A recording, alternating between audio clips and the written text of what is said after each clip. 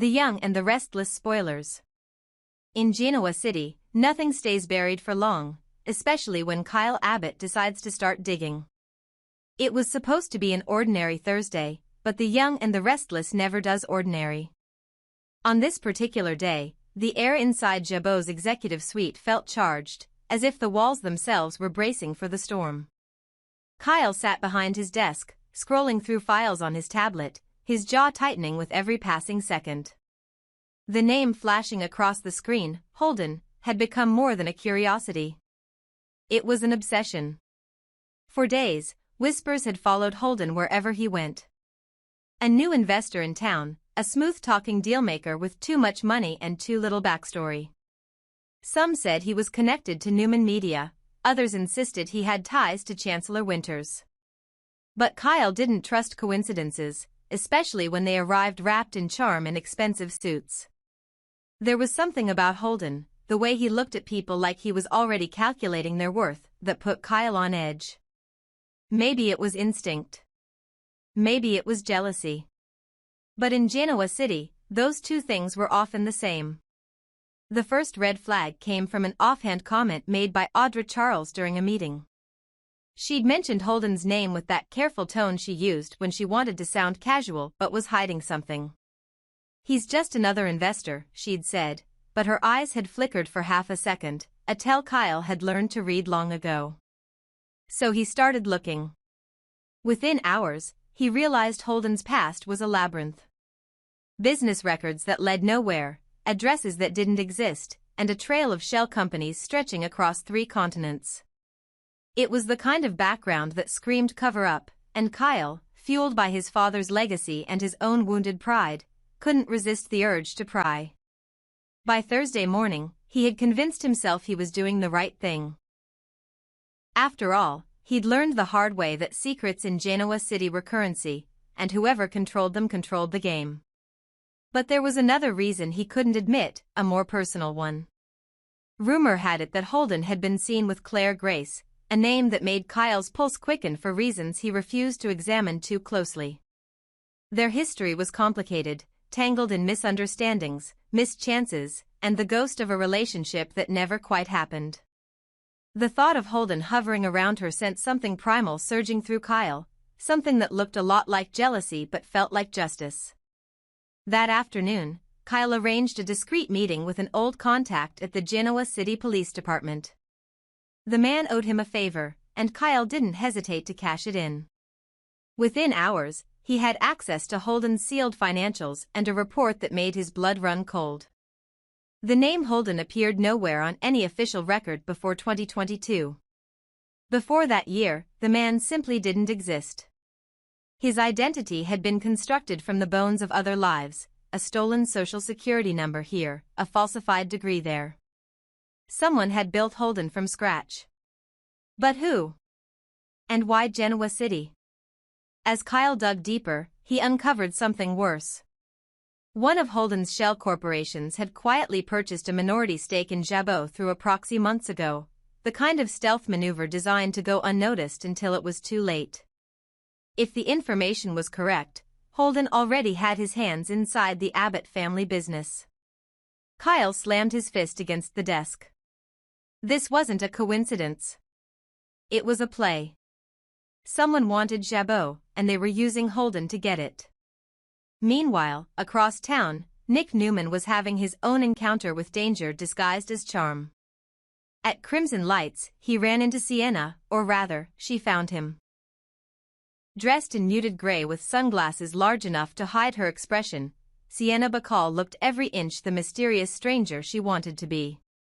She claimed she was just in town visiting an old friend, but Nick's instincts told him otherwise. Her timing was too perfect. She asked about Noah, feigning concern for his recovery, but her questions cut too deep, too specific.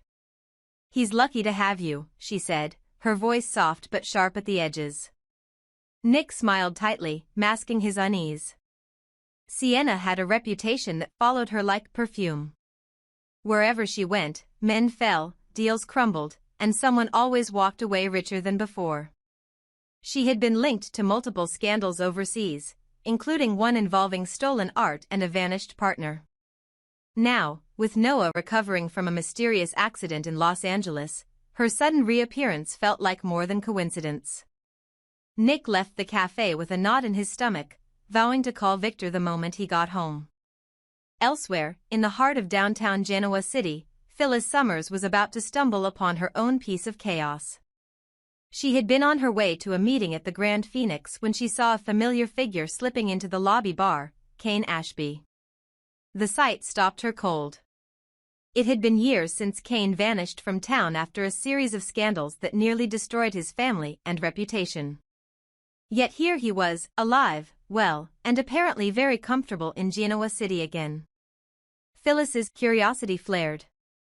She followed him quietly, ordering a martini and taking a seat just close enough to overhear his conversation. Kane was speaking with someone on the phone, his tone low but tense. "I told you, I've got it under control," he said. "No one suspects a thing." He paused, then added, "Holden's playing his part perfectly." The words hit Phyllis like a lightning strike. Holden. She leaned forward, her pulse quickening. So Kane and Holden were connected. But how deep did it go? Back at Jabot, Kyle stared at his computer screen, piecing the puzzle together. The deeper he dug, the darker it got. Holden's first appearance in Genoa City coincided with a quiet withdrawal of funds from an offshore account once belonging to Kane Ashby. The timeline fit perfectly. Kane had disappeared, re-emerged under the radar, and now Holden had stepped into the picture with uncanny precision. It was almost as if Holden wasn't just a partner, he was a creation. When Kyle realized this, a chill ran through him. If Kane and Holden were working together, it wasn't just about Jabot. It was about revenge. Kane had never forgiven the Abbotts for the way his name had been dragged through the mud during his feud with Billy and Lily. Rebranding himself through Holden could be his way of coming back, a way of reclaiming power in the one city that had cast him out. Kyle's investigation, however, was not as secret as he believed. By late afternoon, Holden had already gotten wind that someone was looking into him. His response was swift and silent. That evening, Kyle returned home to find a white envelope waiting on his doorstep. Inside was a single photograph, a candid shot of him sitting with his son, Harrison, at the park. No note. No threat. Just the image. The message was clear enough. Stop digging. For the first time, Kyle hesitated. He'd gotten himself into dangerous situations before, but this was different. This was personal. He thought about telling Jack but stopped himself. His father would only worry, or worse, intervene. No, this was Kyle's mess now, and he would clean it up his own way. Still, he couldn't ignore the fear creeping up his spine. Whoever Holden really was, he wasn't working alone, and he wasn't bluffing. Meanwhile, Phyllis couldn't keep what she'd overheard to herself. She showed up unannounced at Nick's apartment later that night, red hair glowing in the lamplight, her expression half triumphant, half terrified. "You're not going to believe this," she said, slamming the photo she'd secretly taken of Kane at the bar onto his table. Nick's eyes widened. "He's back?" She nodded. "And he's working with someone named Holden." By the time morning came, the Abbott and Newman families were both circling the same mystery from different angles. Kyle was following the trail of Holden's fake companies. Nick was tracing Sienna's connections to Kane. And somewhere in the shadows, the three names, Holden, Sienna, and Kane, were beginning to converge. None of them realized that this was only the first move in a game designed to destroy them all. Because Holden wasn't who he seemed. He wasn't just a businessman, or even a con artist. He was the face of something larger, a silent network stretching beyond Genoa City, tied to the same investors who had once funded Audra's doomed Vibrante project and the mysterious offshore accounts linked to Jordan Howard. The city's old ghosts were resurfacing, and this time, they had new names and sharper teeth. By Thursday night, Kyle sat alone in his office, staring at the photo of Harrison again. He told himself he wouldn't stop.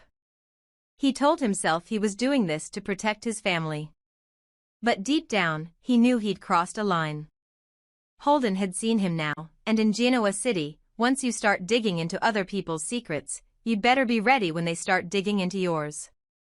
In Genoa City, curiosity isn't a virtue, it's a loaded weapon. And Kyle Abbott was holding it with both hands. By Thursday morning, he had already convinced himself that his quiet investigation into Holden wasn't about gossip or jealousy, it was about truth, protection, and justice. The problem was, those three words never stayed clean in this town for long. The deeper he dug, the more it felt less like an investigation and more like an obsession. Holden had appeared out of nowhere, charming everyone, building alliances, whispering promises about new business ventures and international opportunities. But Kyle's instincts screamed that something didn't add up. Holden's past was too perfect, his resume too polished, his smile too rehearsed.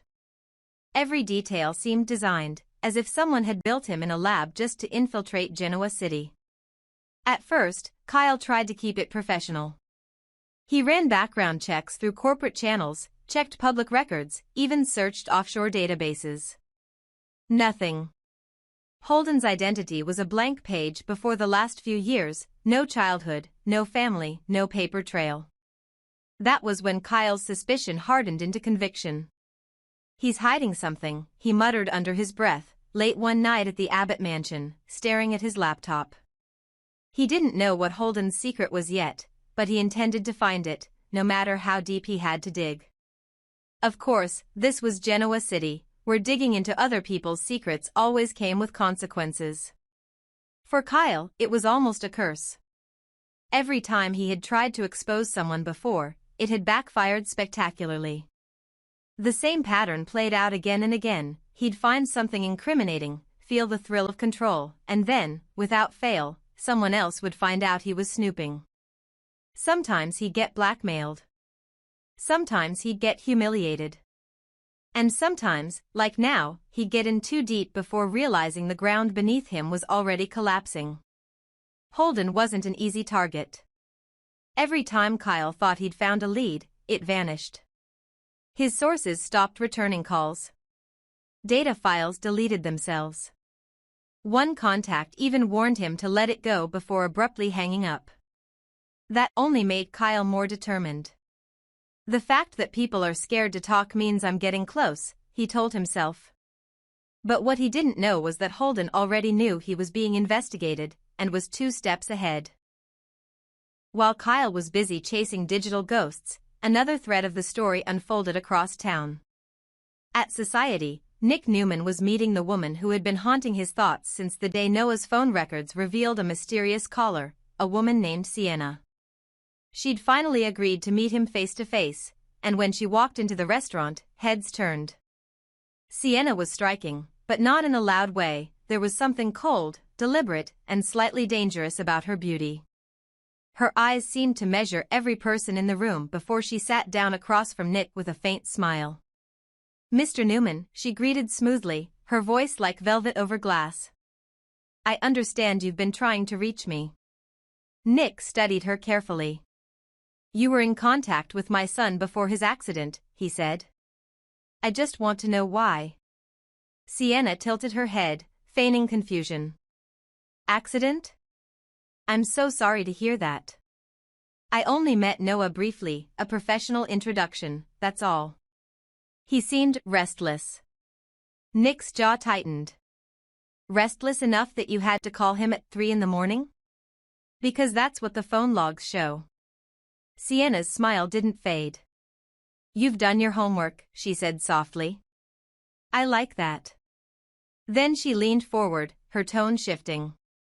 "But you're asking the wrong questions, Mr. Newman. The better one is, who gave me your son's number in the first place?" The words hung between them like smoke. Before Nick could respond, she stood, slipping on her sunglasses. "Tell Sharon I wish her son well," she said, her voice low. "And tell Victor he's playing with old fire again." Then she walked out, leaving Nick frozen in place. He sat there for a long moment, replaying her words in his mind. Old fire. Did that mean she was connected to one of Victor's old enemies? Or worse, was she tied to the mysterious network that had already gone after Noah? Whatever the case, Nick knew this wasn't over. Meanwhile, across town, Phyllis Summers was in her element. If Genoa City had an Olympic sport for ambushes, she'd be a gold medalist. That Thursday, she decided to pay Kane Ashby a surprise visit.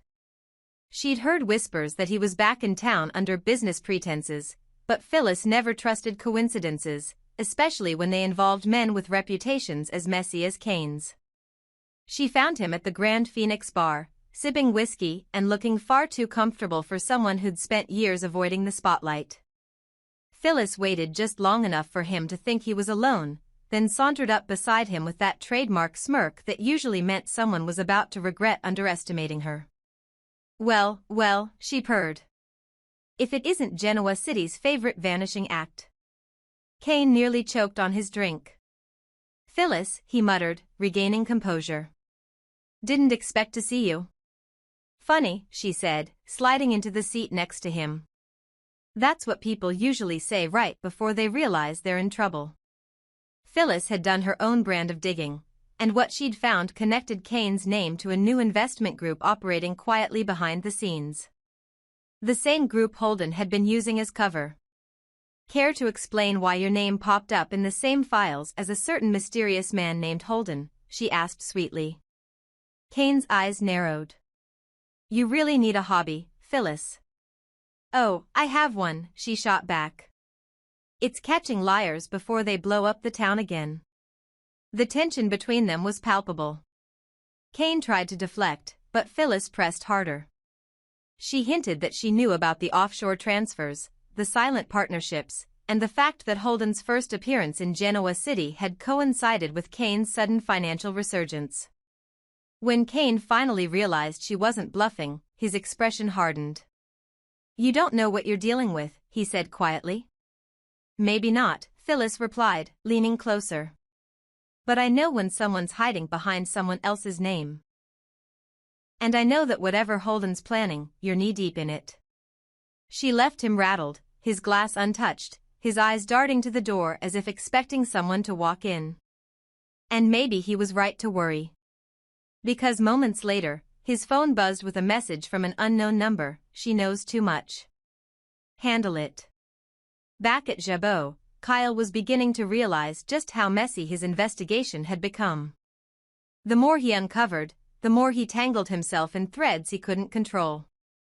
Late that evening, he finally found something, a document connecting Holden to a foreign conglomerate with ties to Newman Media.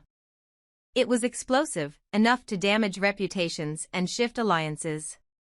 He felt that familiar thrill, the rush of power that came with knowing something others didn't. But before he could act, his office door opened. Holden himself stepped inside, calm, smiling, as if he'd been invited. Heard you've been curious about me, Holden said, his tone light but dangerous. Curiosity can be expensive in this town. Kyle straightened, hiding his nerves.